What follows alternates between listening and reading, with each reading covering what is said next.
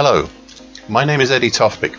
I'm Head of Technical Analysis and Senior Markets Analyst at ADM Investor Service International Limited. As is usual at this time of year, I have forgone the usual daily charts and instead I have concentrated on giving a longer term view using weekly, monthly, even yearly charts, but rarely using daily charts. Now, if you would like to discuss any of these charts, I'd only be too happy to take your call. So without any further delay, let me introduce today's longer term chart.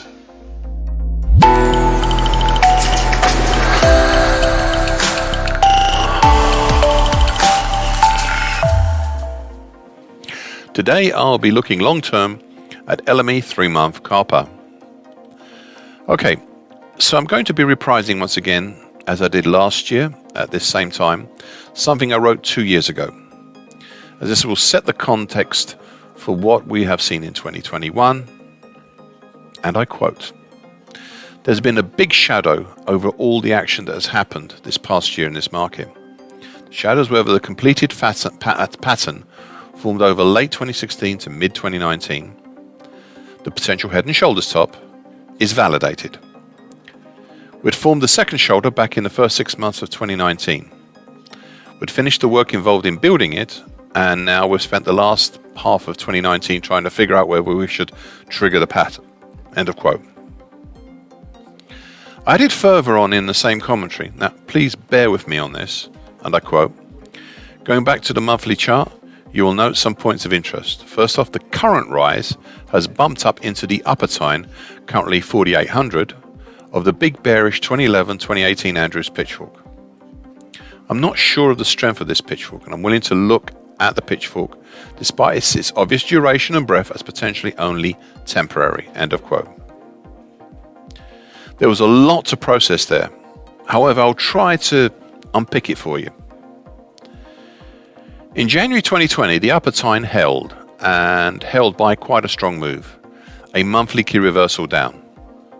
This led to the big drop in March that almost but not quite managed to reach the 2016 low at 43.18 and the target X for the head and shoulders top in the 41.80 area. Yet it came up short, though not by much in the grand scheme of things. The market thus reverted back up and this time managed to break up over the upper tine of the June 2020 and in the July 2020 closed up over all the moving averages. Between July to November 2020, the market hesitated around and just under, on a closing basis, what is now the 50% Fibonacci line of the 2008 to date move at 67.85. In October 2020, as well as being a second consecutive month of hesitation, it was also a monthly key reversal up, and it was this that set off November 2020's rise higher to new highs not seen then since March 2013. It also set the stage for what happened next, making 2020 a rare annual key reversal up.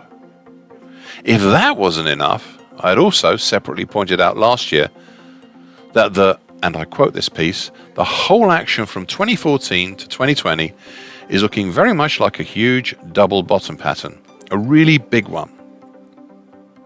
If this is so, then we have further potential on the upside all the way up to target X1 area around 9,800. This means overcoming resistance from 2011 between 83.40 and 86.70 to just name one issue. It is an ambitious target, but it needs to be said. This is a multi-month and probably a multi-year target, but it deserves to be voiced." End of quote. Well, quite a statement and prospect for 2021, and it all came true, but for one bit.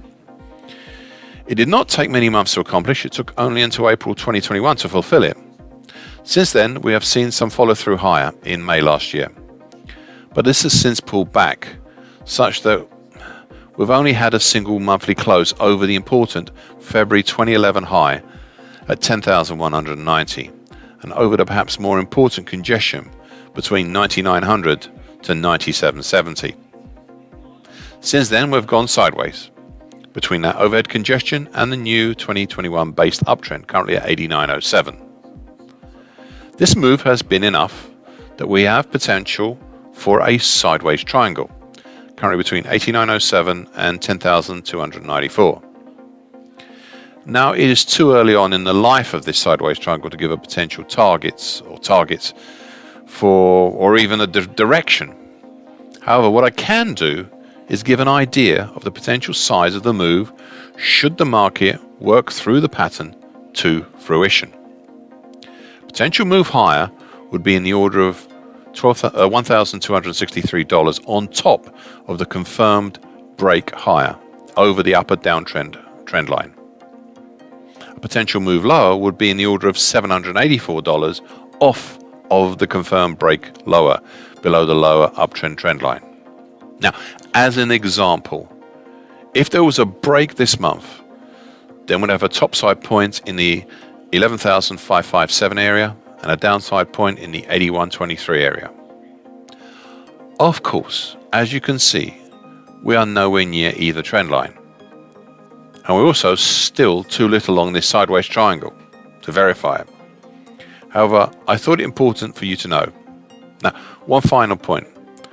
I know how we had 3 golden crosses in 2021.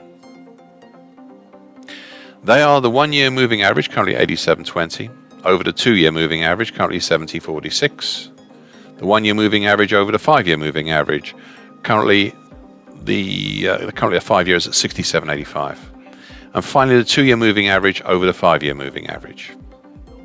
These are lagging indicators, but it's worthwhile making a note of them, especially the number of them we saw in 2021.